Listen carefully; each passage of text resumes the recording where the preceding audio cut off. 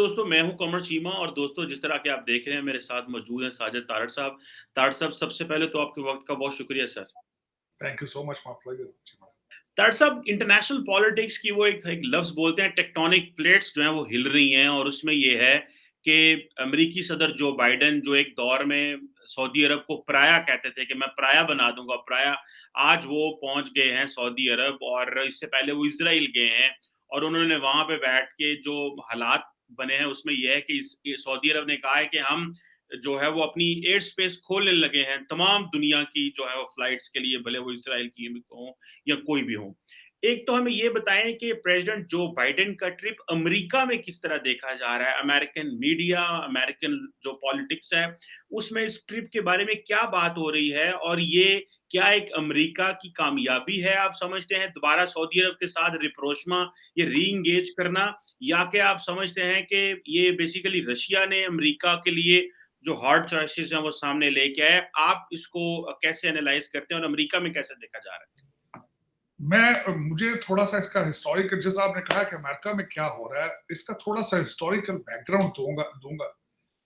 Joe Biden साहब का जो ट्रिप पहले तो मैं बताऊँगा कि ये यहाँ से इज़राइल गए हैं और 50 साल के अपने पीरियड में इनका 10वां ट्रिप था। और उसके उसमें 2-4 जो मैंने नोटेबल बातें थी वो ये थी कि एक तो यहाँ से जब गए हैं तो 2-4 व्हाइट हाउस की अनाउंसमेंट्स थी। एक तो इन्होंने इनका स्टेटमेंट थी कि किसी से शेक हैंड नहीं करेंगे कोविड की वजह से। दूसरा बॉडी लैंग्वेज के लिहाज से सारी दुनिया देख रही है। इस वक्त व्हाइट हाउस के सारे स्टाफर्स जो हैं उनको 2 प्रॉब्लम इश्यू चल रहे हैं। एक तो प्रेसिडेंट साहब अपनी एज के लिहाज से रोनाल्ड रेगन का जो रिकॉर्ड था वो तोड़ चुके हैं। रोनाल्ड रेगन जो प्रेसिडेंट थे वो दूसरी टर्म पर में इतने बूढ़े थे जो ये पहली टर्म पे हो चुके हैं। तो स्टाफर्स के लिए जो सबसे ज्यादा वहम है कि ये सीढ़ियों से कहीं गिर ना जाए, ये चलते हुए कहीं ना गिर जाए और दूसरा कोई ऐसी बात ना कर दें कि जो टेलीप्रॉम्प्टर पर लिखी ना हो, जो बाद में डैमेज कर दे फॉरेन पॉलिसी को। और इस वक्त बाइडेन साहब एक एक लफ्ज टेलीप्रॉम्प्टर से किसी की लिखी तकरीर हर जगह पे पढ़ रहे हैं। इसराइल में उतरे हैं तो सबसे पहले वहां पे याइर लैपिड जो वहां पे प्राइम मिनिस्टर थे वो उनसे इन्होंने अपनी फिस्ट अटैच की, लेकिन जाके नेतन्याहू को इस तरह मिले हैं जिस तरह he is the prime minister of Israel. तो मेरे ख्याल में वो इसराइल में कंफ्यूज थे कि उन्हें पता ही नहीं था कि वहां पे प्राइम मिनिस्टर कौन है। दूसरा उसके बाद प्रेस कॉन्फ्रेंस हुई जो किसी ने लिख के इनको बताया, ईरान के खिलाफ उन्होंने बड़े सख्त अल्फाज इस्तेमाल किए। उसके बाद जो इजरायली प्राइम मिनिस्टर उन्होंने भी बड़े सख्त अल्फाज इस्तेमाल किए ईरान के खिलाफ, उनके एटॉमिक जो उनकी एडवांसमेंट है उसके बारे में। और मैं यहाँ पे ये बात लाजमी कहना चाहूंगा, हिजबुल्लाह ने फौरन उसको काउंटर भी कर दिया। ये तो इसराइल तो एक मेरे ख्याल में बहाना है। ये समझते हैं कि हम अपना इब्राहिम अकॉर्ड जो उस वक्त 6 खलीजी स्टेटों को डोनाल्ड ट्रंप जोड़ना चाहते थे इब्राहिम अकॉर्ड के जरिए, ये उसको तकवीयत देने गए हैं। लेकिन ये किस मुंह से तकवीयत देंगे जबकि दुनिया को पता है जिस तरीके से ये बेआबरू होके अफगानिस्तान से निकले हैं और खुद अपने आप को यहाँ पे ये अपनी हिफाजत अपने शहरियों की नहीं कर सकते, तो दुनिया की हिफाजत किस तरह करेंगे। एक तो ये इसकी फॉरेन पॉलिसी की हालात अमेरिका के ये है। सोल ऑब्जेक्टिव इनका अच्छा, मैं 2 चीजें और मेंशन करना चाहूंगा। शरीन जो थी, जो जर्नलिस्ट जो मर्डर हुई थी, यहां से जब गए थे तो उसका बहुत ज्यादा प्रेशर था लोकल मीडिया का और जो लेफ्ट विंग का था कि जाकर ये इसराइल पे शरीन जो अल जजीरा की जर्नलिस्ट मर्डर हुई थी उसका जिक्र करें। दूसरा उसके बाद सबसे ज्यादा प्रेशर इस वक्त यहाँ पे मैं बताना चाहूंगा कि वॉशिंगटन डीसी में जो सऊदी एम्बेसी है उसके सामने एहतजाज वाले लोग खड़े हैं और उनमें बिलखसूस जमाल खशोगी की जो मंगेतर है उसकी स्टेटमेंट है कि इनको जो बाइडेन को एटलीस्ट सऊदी अरब में जाके मेरे हस्बैंड की लाश के बारे में पूछना चाहिए। और उनका क्वेश्चन था, वॉशिंगटन पोस्ट में छपा है कि क्या जमाल खशोगी एक बावकार तदफीन का हकदार नहीं है।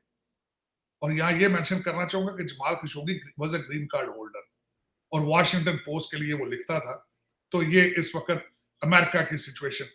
6 कांग्रेशनल कमेटियां हैं जिन्होंने रिटन लेटर लिखा है प्रेसिडेंट व्हाइट हाउस को, प्रेसिडेंट बाइडेन को, कि यमन की सपोर्ट बंद नहीं करनी चाहिए, सऊदी अरेबिया को सिग्नल दिया जाए कि वो यमन पे अटैक करने से इज्तनाब करें। दूसरा जो आखिरी पॉइंट मैं मेंशन करना चाहूंगा कि जो बाइडेन साहब अपनी कैंपेन के दौरान मोहम्मद बिन सलमान के खिलाफ बड़े सख्त अल्फाज इस्तेमाल करते रहे हैं, और सीआईए ने जो कि इन्फ्लुएंस था, जो कि ओबामा अपॉइंटेड लोग थे वहां पे, उन्होंने भी इसका साथ इनका देकर तो मोहम्मद बिन सलमान को डायरेक्टली इन्वॉल्व किया था उस केस के अंदर।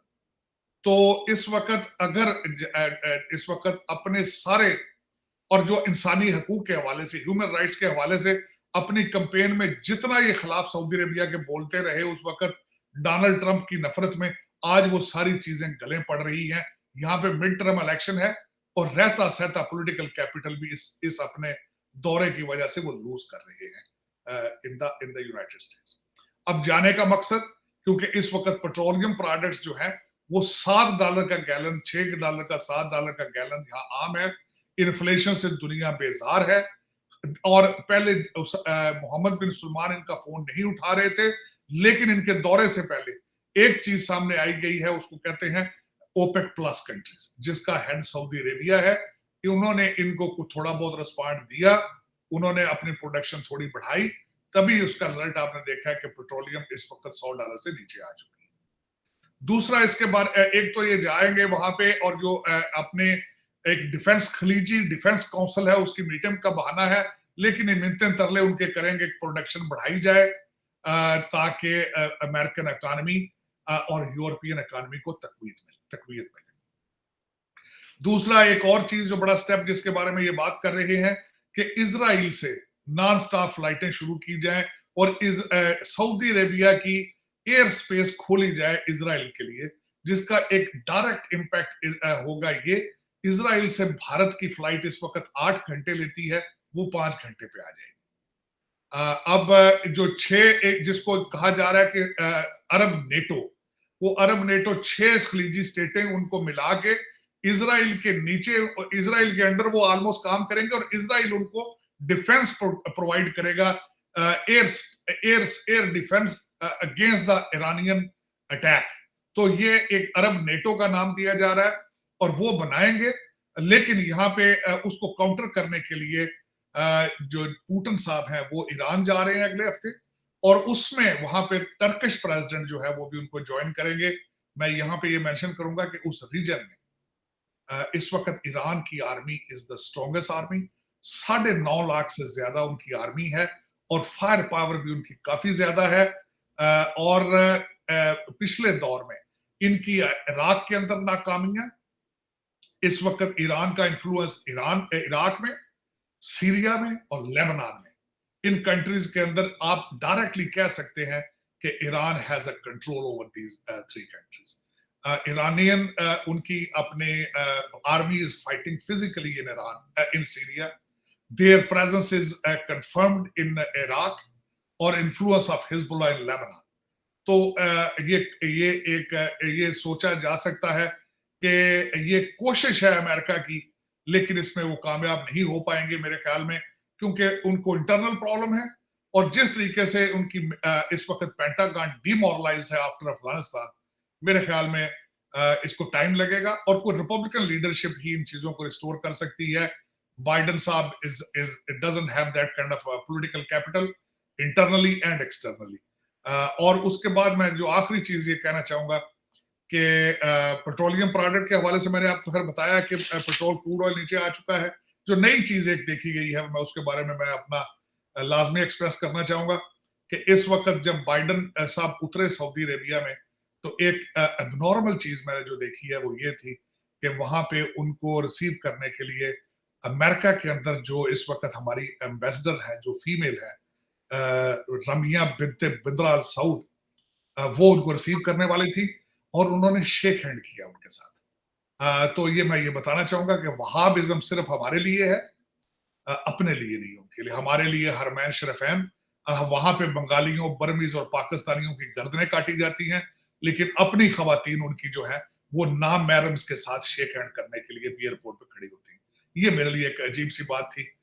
दूसरा, इस वक्त अमेरिका और फॉरेन जर्नलिस्ट सारे बड़े करीब से देख रहे हैं कि मोहम्मद बिन सलमान से मिलने का कितना एक्सपोजर बाहर आता है, क्योंकि दर हकीकत जो बाइडन का मोहम्मद बिन सलमान को मिलना उनकी अपनी पोजीशन को लेजिटिमाइज करेगा, उसको रिकॉग्नाइज किया जाएगा एज अ फरमारवा या नेक्स्ट किंग। और जो यहाँ पे मेरी खबरें, जिस हिसाब से मेरी इंफॉर्मेशन है कि उनको उनकी ज्यादा बाहर जो है बातें या चीजें या तस्वीर बाहर नहीं निकलेंगी। अब ये देखने वाला है, इस वक्त अमेरिकन मीडिया और अमेरिकन लोग वेट कर रहे हैं कि आइदर ये अपनी फिस्ट मिलाते हैं मोहम्मद बिन सलमान से, शेक हैंड करते हैं, या एक ट्रेडिशनल अरब ग्रीटिंग होती है जो दोनों चीक्स के ऊपर किस की जाती है।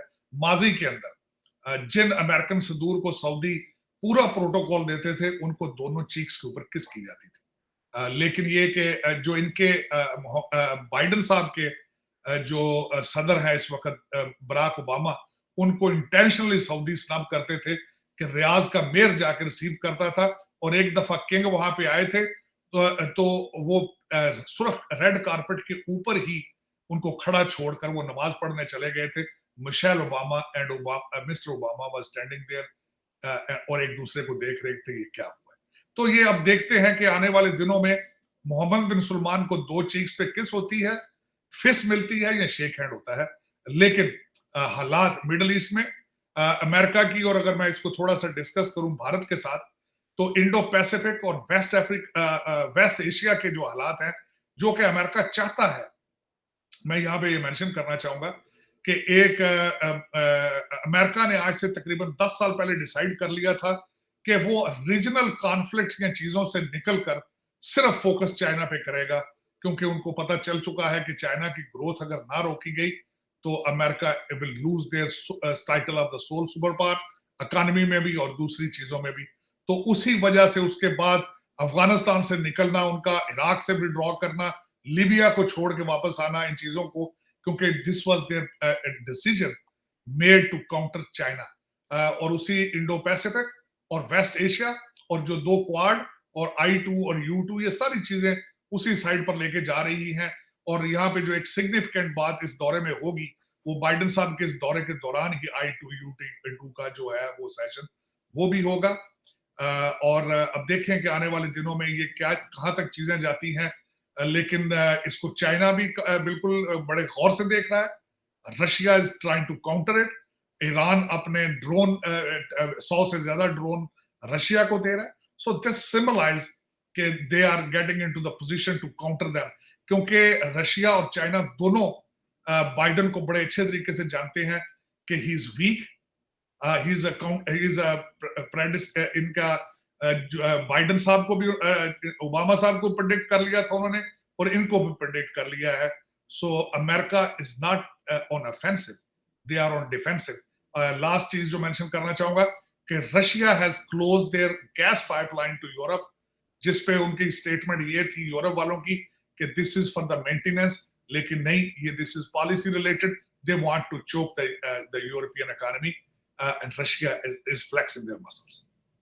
बिल्कुल सही कह रहे हैं। और ये कहा जा रहा है कि अगली जो विंटर्स हैं वो बड़ी मुश्किल हो सकती हैं यूरोपियंस के लिए, अगर रशियंस अपनी गैस जो है वो बंद कर दें। तार साहब, मैं यहीं पे एक, क्योंकि आपका रिपब्लिकन पार्टी से एक बड़ा करीबी ताल्लुक है, आप उनके मेंबर हैं और आप ट्रम्पस्टर हैं बेसिकली। तार साहब, ट्रम्प भी गए थे सऊदी अरब और आज बाइडेन साहब भी गए हैं। आप क्या दोनों का डिफरेंस देखते हैं? क्या बड़ा डिफरेंस है? क्योंकि आपने बाइडेन का तो बहुत अच्छा एक्सप्लेन कर दिया कि आप basically in other words it seems as if कि वो जो अमेरिकन पावर है, उसको वो जो सऊदीज़ हैं उस तरह नहीं ले रहे जिस तरह शायद लेना चाहिए। बिल्कुल एक बहुत बड़ा हिस्सा अमेरिका का ये समझता है कि अमेरिका को असर्ट करना चाहिए, अग्रेसिव होना चाहिए, जो इसका स्टेटस है उसके मुताबिक काम करना चाहिए, बात करना चाहिए। आप ट्रम्प साहब का जो दौरा था उसको कैसे देखते थे? और इसके दौरे से जो ये तो आपने बता दिया, लेकिन अगर ट्रम्प साहब को बताएं तो at least the people will have an perspective उनके सामने आ जाए। देखिए चीमा से इसमें मैं कंपैरिजन दो चीजों को करूंगा। एक तो डोनाल्ड ट्रम्प साहब का कंपैरिजन मैं करना चाहूंगा बराक ओबामा के साथ, क्योंकि इस वक्त जो बाइडेन साहब की गवर्नमेंट को यही समझा जा रहा है कि this is a third term of Barack Obama, क्योंकि बाइडेन साहब तो ना उनकी सेहत इजाजत देती है, ना उनका एस्टेब्लिशमेंट का जो क्योंकि वो 50 साल से सियासत में है। तो कंपेयर करूंगा बराक ओबामा साहब को और इस वक्त डोनाल्ड ट्रंप से कंपेयर करूंगा। और उसके साथ मैं डेमोक्रेट और रिपब्लिकन फिलॉसफी के बारे में बात करना चाहूंगा। डेमोक्रेट बिलीव करते हैं कि देयर फोकस इज टुवर्ड, इस वक्त फार लेफ्ट उनको लीड कर रहा है। डेमोक्रेट पार्टी को फार लेफ्ट को कहा जाता है सोशलिस्ट एजेंडा। सोशलिस्ट एजेंडा इस वक्त अगर आप देखें, अलेक्जेंड्रिया कोर्टेज उनकी लीडर है, जो न्यूयॉर्क से, जिनका green agreement to Democrat party, जिसके अंदर वो कहती हैं कि वो हवाई जहाज भी बंद कर दें और कारें भी बंद कर दें। दूसरा, इस वक्त बाइडन साहब को देखें तो आज तक हमें स्टिमुलस चेक लोगों को मेल किए जा रहे हैं, घर बिठा के खिलाने की फिलॉसफी, इंटाइटलमेंट्स। चौथी बात मैं करूंगा, अगर आप वाशिंगटन डीसी ट्रैवल करके पाकिस्तान आते हैं तो आपको 3 घंटे लगेंगे इमिग्रेशन की लाइनों में, वर्सेस आप बॉर्डर से टेक्सास से इलीगल क्रॉस करें तो आप फौरन अंदर एंटर आएंगे, आपको कंफर्ट पैक दिया जाएगा और होटल में कमरा दिया जाएगा और जहाज की टिकट दी जाएगी जहां आपने जाना। This is the internal state. Crime is out of control, क्योंकि डिफेंडिंग पुलिस करके इन्होंने कहते हैं पुलिस का दायरा खत्म कर दिया जाए। और डेमोक्रेटिक, सोशलिस्ट डेमोक्रेटिक माइंडसेट जो आपका स्कैंडिनेवियन कंट्रीज का है, वो कहते हैं जो जराइम कमिट करता है वो उसको क्रिमिनल नहीं होता, उस जहनी तौर पे मार होता है, उसको अच्छे से होटल में जाके उसका इलाज कराना चाहिए। तो ये आजकल अमेरिका के अंदर चल रहा है versus Republican party. Republican party आती है तो डोनाल्ड ट्रंप साहब की जो उनका डॉक्ट्रिन था, वो कहते थे achieving peace through step two, उन्होंने उसके बारे में स्टेप्स लिए। उन्होंने पेंटागन को स्ट्रॉन्ग किया, उन्होंने बड़े स्ट्रॉन्ग तरीके से अफगानिस्तान को नेगोशिएट किया, उन्होंने तालिबान को कायल कर लिया था कि हम आर्मी बेस वहां रखेंगे, और दूसरा एयर स्पेस सबसे आखिर में बंद करनी थी उन्होंने, वर्सेस। और तीसरा बात मैं बताना चाहूंगा, वाइस प्रेसिडेंट थे जिन्होंने स्पेस आर्मी की बुनियाद रखी थी। तो एक तरफ ये था, और दूसरा, I was very close to the President Trump. वो हमेशा ये बात करते थे कि President has to be unpredictable. President अपने प्लान अगर मीडिया के सामने डिस्कस करेगा तो वो कमजोर हो जाएंगी चीजें। President has to be unpredictable, वो अनप्रेडिक्टेबल थे। इस वक्त बाइडन और ओबामा दोनों प्रेडिक्टेबल हैं, और जो दूसरी साइड से केजीबी के ट्रेन है पुतिन साहब, जो कि आपकी सारी जिसको कहते हैं कि उनसे डील करना, जो बॉडी लैंग्वेज स्टडी कर लेते हैं, फोरकास्ट कर लेते हैं, उन्हें पता है बराक ओबामा सीरिया के अंदर रेड लाइन ड्रा करता रहा है, लेकिन उन्होंने किया कुछ नहीं था वहां पे। वो हर फील्ड पे। दूसरा, अगर अमेरिका के अंदर किसी आप पॉलिटिकल साइंस के स्टूडेंट से पूछें तो उनकी हुकूमत को, उनके टेन्योर को समझा जाता था अपोलोजेटिक गवर्नमेंट। वो जहां जाते थे अपनी तकरीर अपोलॉजी से शुरू करते थे। वो सारी, पहले तो अपने दौर में वो स्लेवरी पे माफिया मांगते रहे, उसके बाद दुनिया में वो लीबिया और इराक की माफिया मांगते रहे। उनके जेहन में ये आइडिया था ही नहीं कि what is the status of sole super power on the planet, क्योंकि जब आप एक सुपर पावर होते हैं उसके साथ आपके ऊपर जिम्मेदारियां होती हैं, आपने रोल अदा करना होता है। वाहिद प्रेसिडेंट थे डोनाल्ड ट्रंप जिन्होंने आके कोरिया को भी कहा था और सऊदी अरेबिया को कहा था कि हम आपकी हिफाजत करते हैं, लेकिन हमें आप अपने यूनाइटेड नेशंस के ड्यूज अपने पूरे अदा किया करें। लेकिन इस वक्त जो बाइडन, जिनको सबसे बड़ी तो बात यह है कि टेलीप्रॉम्प्टर से किसी और की लिखी हुई तकरीर पढ़ते हैं।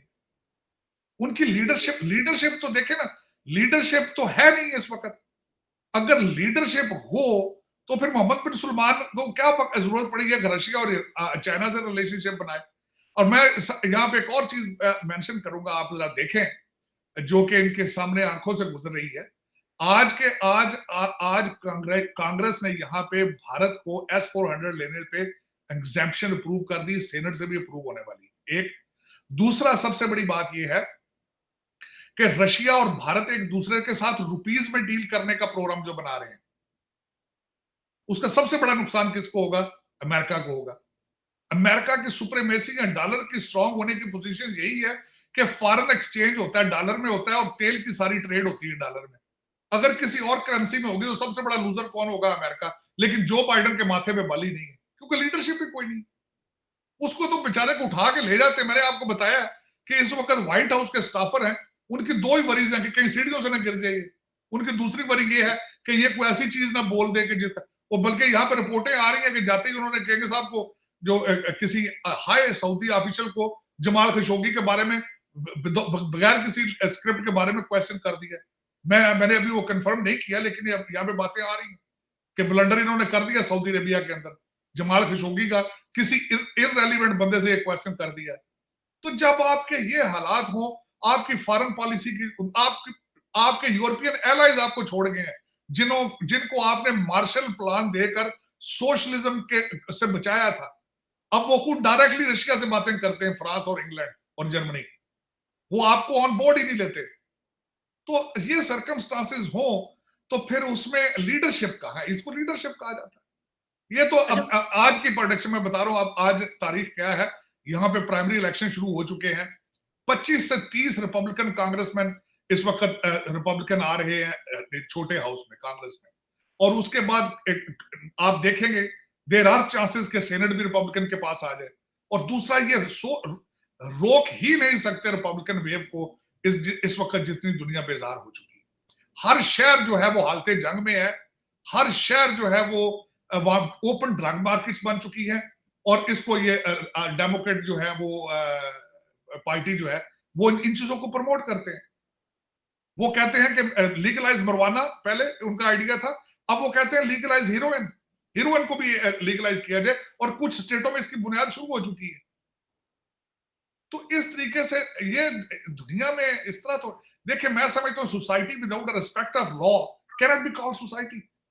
आप किस तरह कह सकते हैं कि पुलिस को खत्म कर दिया जाए, डिपार्टमेंट को, और पूरी दुनिया को या पूरे मुल्क को एक ज़ेनी हॉस्पिटल बना दिया जाए कि जी सारे लोग ही बीमार हैं ज़ेनी तौर पे। और सबसे बड़ी बात यह है कि ये हमेशा डेमोक्रेटिक फिलॉसफी है, क्योंकि कहते हैं कि 1% जो लोग हैं उनके पास दुनिया का पैसा है अमेरिका में, we will tax them to death. ये किस तरह पॉसिबल है कि रॉबिनहुड बन के उनके ऊपर टैक्स इतना लगा के तो आप गरीबों में पैसे बांट दें? आप उनकी सक्सेस को पिनलाइज करेंगे? आप जो आदमी पैसा बना रहा है उसकी सक्सेस को पिनलाइज कर देंगे, वो भाग जाएगा, कहीं और चला जाएगा। वो इनको ये नहीं पता कि जो लोग सक्सेसफुल होते हैं उनके पास ओपन चॉइसेस होते हैं टू चेंज देयर सिटीजनशिप। लेकिन ये एक ऐसा माइंडसेट है टैक्सेशन का या सोशलिज्म का। दर हकीकत जिस तरह मैं पहले आपको बताता हूँ, अमीर लोगों के बच्चे जब बोर हो जाते हैं तो इस तरह करते शुरू कर देते हैं, या तो वो नशा शुरू कर देते हैं, या बड़ी बड़ी गाड़ियां ले लेते हैं, या फिर वो अपने वो इस तरह ही हरकतें करते हैं, कपड़े अजीब अजीब पहन लेते हैं। तो दूसरा एक आखिरी पॉइंट मैं ये ऐड करना चाहूंगा, अगले दिन मेरे नजर से एक चीज गुजरी है। कहते हैं कि एक सुपर पावर, ये जो जिस तरह रोमन एम्पायर थी, इजिप्शियन सिविलाइजेशन, 240 साल एक कैलकुलेशन है कि 240 साल के बाद उनकी तरक्की को नीचे आना शुरू हो जाती। मेरे ख्याल में जो बाइडन साहब इस चीज की एक जिंदा मिसाल मौजूद है। मेरा ख्याल अमेरिका की सुप्रीमेसी को ऑलमोस्ट अब उतना टाइम हो चुका है। They are facing growing pains now. उनका इनोवेशन में पीछे है। यहाँ पे जितने आईवी लीग स्कूलों में जाएं तो आपको वहां पे चाइनीज और इंडियन नजर आते हैं, वहां पे आपको व्हाइट अमेरिकन नजर नहीं आते। व्हाइट अमेरिकन अब यहाँ पे जो है इस वक्त डिक्लाइन में है। तो ये सारी चीजें वही हैं जो एक सोसाइटी को। अच्छा, दूसरा मैं लास्ट चीज ये थी कि 240 साल का तो किसी ने पीरियड कहा है ना कि सुप्रीमेसी उसके बाद नीचे आ जाती है, उसका डाउनफॉल शुरू हो जाता है। लेकिन मेरा हकीकत इसमें यह है कि इस वक्त, और फिर वो जो उसको नुकसान होता है, उसको बाहर से नुकसान नहीं होता, अंडर से डीके शुरू हो जाता है सोसाइटी के अंदर से। तो इस वक्त वही प्रॉब्लम चल रहा है। इस वक्त बजाय कि ये सोचा जाए कि आगे स्पेस में क्या करना है, दूसरी चीजें क्या करनी है, इस वक्त इनकी प्रायोरिटीज जो है वो लीगलाइजिंग वीड और लीगलाइजिंग हेरोइन और ग्लोबलाइजेशन का एक आइडिया, एक ऐसा, हालांकि ब्रिक्सट इंग्लैंड निकल गया ब्रिक्सट करके। और यूरोपियन यूनियन के बारे में बात करना चाहूंगा। हिस्ट्री में पहली दफा, दूसरी दफा हो चुका है कि इस वक्त यूरो और डॉलर एक बराबर हो चुके हैं। उनके इकोनॉमी के पहले ही हालात ऐसे। तो आने वाले फिर दिन में आप प्रेडिक्ट कर सकते हैं कि किस तरह चल रहा है। America is on, instead of offensive they are in defensive. तार साहब, एक और बड़ी इस वक्त ग्लोबल डेवलपमेंट हुई है, और वो ये डेवलपमेंट हुई है कि पहली दफा, जिस तरह आपने I2U2 का भी जिक्र किया, कि जो इंडिया, इसराइल, यूएई और यूएस के जो हेड्स ऑफ गवर्नमेंट हैं, वो फर्स्ट लीडर्स मीटिंग हुई है। अभी ऑनलाइन एक मीटिंग हुई है जिसमें इंडिया के अंदर जो बड़े पैमाने पे इंटीग्रेटेड फूड पार्क्स जो हैं वो अमारातीज और अमेरिकन और इजरायली जो हैं वो स्टैब्लिश कर रहे हैं, तकरीबन $2 अरब की इन्वेस्टमेंट कर रहे हैं, जबकि प्राइम मिनिस्टर मोदी की जो होम स्टेट गुजरात है, वहाँ पे कोई 300 मेगावाट का जो विंड एंड सोलर कैपेसिटी का प्रोग्राम है, जिसमें US trade and development agency involve है, और कहा जा रहा है कि आइंदा इसको वो कोई और इसको इस इन्वेस्टमेंट को बढ़ा रहे हैं। आप इसको किस तरह देखते हैं कि अमेरिका जो है वो इज़राइल के साथ मिलके, यूएई के साथ मिलके ये जो इंडिया में इन्वेस्टमेंट कर रहा है, और पहली जो लीडर्स कॉन्फ्रेंस हो रही है, उसमें इंडिया में ये पैसा लगाया जा रहा है। हमें भी चाइना ने कहा था कि पाकिस्तान में जो है वो सीपैक के तहत जो है वो काफ़ी एग्रीकल्चर को प्रमोट करेंगे और इस तरह की चीज़ें होंगी। लेकिन आप इस इन्वेस्टमेंट को, ये जो इंटीग्रेटेड फूड पार्क्स हैं, जिसमें वो बहुत चीज़ें कर रहे हैं कि पानी को कैसे महफूज करना है, खाने को किस तरह बचाना है, स्मार्ट टेक्नोलॉजीज़ किस तरह इंट्रोड्यूस करानी है, ये सब कुछ करना है, तो आप इसकी क्या सिग्निफिकेंस देखते हैं कंटेम्परेरी हालात में? और क्योंकि बाइडेन साहब जो हैं, वो अभी इज़राइल से होके भी आए हैं, तो आप इसको कैसे देखते हैं ये जो? देखें, इसको देखने से पहले इस सारी चीज को दोस्त, खासकर भारत की फॉरेन पॉलिसी को देखने से पहले आपको डॉक्टर जयशंकर का पोर्टफोलियो पढ़ना, उनका रेज्यूमे पढ़ना, उनका ये देखना बड़ा इंपॉर्टेंट है। मैं समझता हूँ हेनरी किसिंजर के बाद दूसरे फॉरेन मिनिस्टर होंगे दुनिया के जिनके बारे में लोग किताबें लिखेंगे। जरा गौर से आप देखें कि वो उनकी, मैंने पहले भी शायद आप बताया था कि वो जो ट्रैवल करते हैं सोने के लिए सिर्फ जहाज में जाते हैं, वरना वो नीचे उतरते तो मीटिंग्स करते हैं। और जिस तरीके से I2U उन्होंने इसराइल में जाके मीटिंग्स की हैं, और अब जिस तरह G20 में जा रहे हैं, ब्रिक्स का कर रहे हैं, लद्दाख में जो कुछ कर रहे हैं, वर्सेस आप पाकिस्तान की बात करते हैं। आप तैयबा गुल से और फर्क घोगी से फारग होंगे तो आप कहीं जाएंगे। आप वहां खड़े हैं, तैयबा गुल जो है उसको प्राइम मिनिस्टर हाउस में 40 दिन रख के आप उस पर रिसर्च करते रहे। आपको क्या पता I2U2 क्या चीज होती है? आप तो ब्लैकमेल करते रहे हैं, और उसको जस्टिस को आप उससे ज्यादा ग्रो नहीं कर सकते। मुझे दुख होता है, अफसोस होता है। एक वाहिद मुल्क मैं समझता हूँ पाकिस्तान है जिसका 5 साल फॉरेन मिनिस्टर ही नहीं रहा। एक वाहिद पाकिस्तान है जिसका फॉरेन मिनिस्टर मुल्तान से आगे ग्रो ही नहीं कर सका। उसकी सियासत ही मुल्तान तक थी। उसको मैं डॉक्टर जयशंकर से किस तरह उसका कंपैरिजन करूं? मैं किस तरीके से बात करूं कि आपने 26 करोड़ आपने चाइना का अपनी करप्शन के आप खा गए, वो नाराज बैठे हैं आपसे। आपने डबल बिलिंग की उसकी, सारे शवाहिद मौजूद है, खबरें आ चुकी पाकिस्तान में कितने खानदानों ने लूटा है आपके सीपैक के प्रोजेक्ट। तो दर हकीकत बात यह है चीमा साहब, मैं हमेशा चीखता रहता हूं, Nations can not survive without nationalism. Nationalism है पाकिस्तान में। अगर नेशनलिज्म ही नहीं है, जब आपको पता ही नहीं पाकिस्तान को बचाना किस तरह है, आज आपका IMF का पैकेज 7 दफा आपके फाइनेंस मिनिस्टर ने कहा है कि आपका IMF का पैकेज प्रूव हो चुका है, लेकिन आपकी मार्केट आप पे एतमाद नहीं करती, आपके लोग आप पे एतमाद नहीं करते, एतबार नहीं करते। इसके बावजूद आपका इस वक्त डॉलर 211 रुपए का हो चुका है। आपको बाहर से दुनिया ने क्या आप पे एतमाद करना है? आप तो पाकिस्तानी आप पे एतमाद नहीं करते, आपकी मार्केट एतमाद नहीं करती।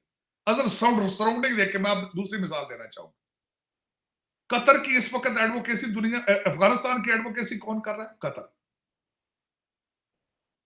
कतर कतर डील कर रहा है डिफेंस की अफगानिस्तान के साथ।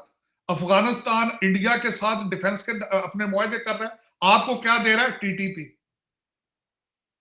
देखें, आपने पूरा मुल्क तबाह किया आपने अफगानिस्तान के चक्कर में।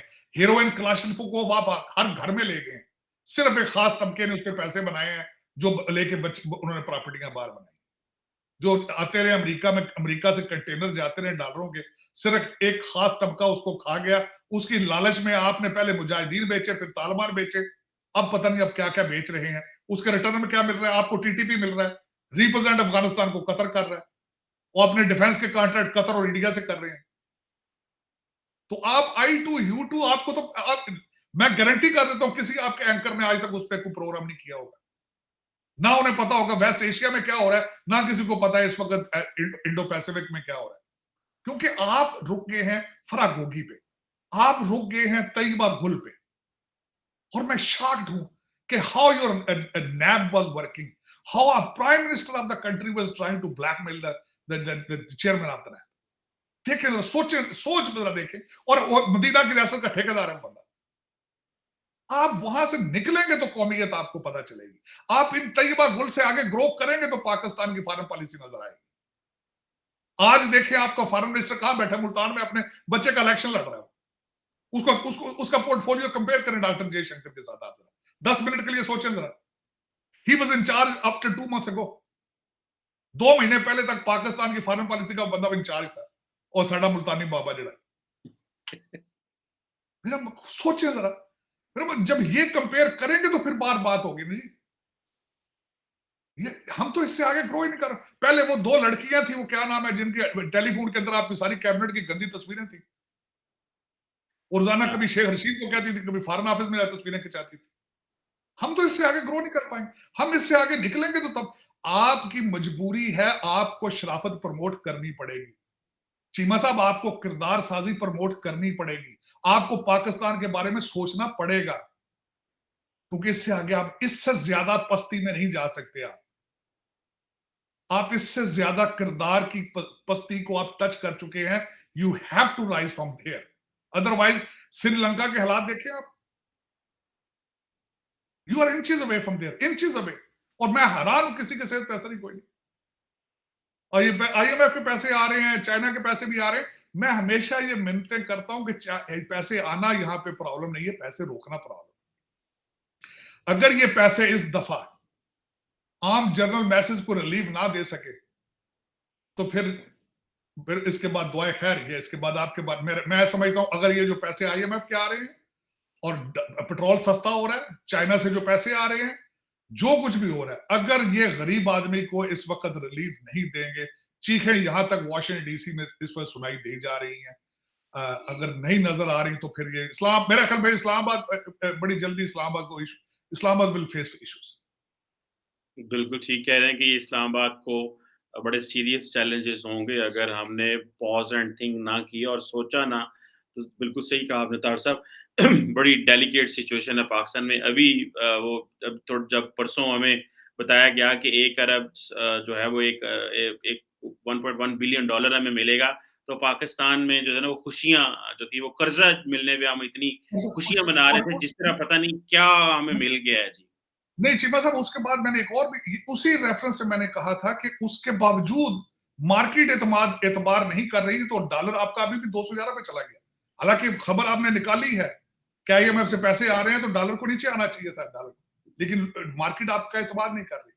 लोग सुन सुन के बातें तंग आ चुके हैं। बिल्कुल सही कह रहे हैं। थैंक यू वेरी मच तार साहब। ये बड़ी जो है वो दुनिया कहाँ पे जा रही है, और बिल्कुल आपने सही कहा कि जो ग्लोबल डेवलपमेंट्स है पाकिस्तान में, तो उसका ज़िक्र ही नहीं है। लोग बस यहाँ पे इलेक्शंस हो रहे हैं और हमें बस यही पता है कि दुनिया में शायद वो हम बार-बार अपनी अवाम को बता रहे हैं पाकिस्तान मुस्लिम उम्मा का लीडर है, उसी में अवाम मसरूफ़ है और पता नहीं सोच रही है कि हम किधर बैठे हुए हैं, और हमारे साबिक़ वज़ीर-ए-आज़म अभी फिर अवाम को बेवकूफ़ बनाने पे पाकिस्तान के दौरे पे निकले हुए हैं। एनी हाउ, ये तो चलता रहेगा। थैंक यू वेरी मच तार साहब for your time and for your valuable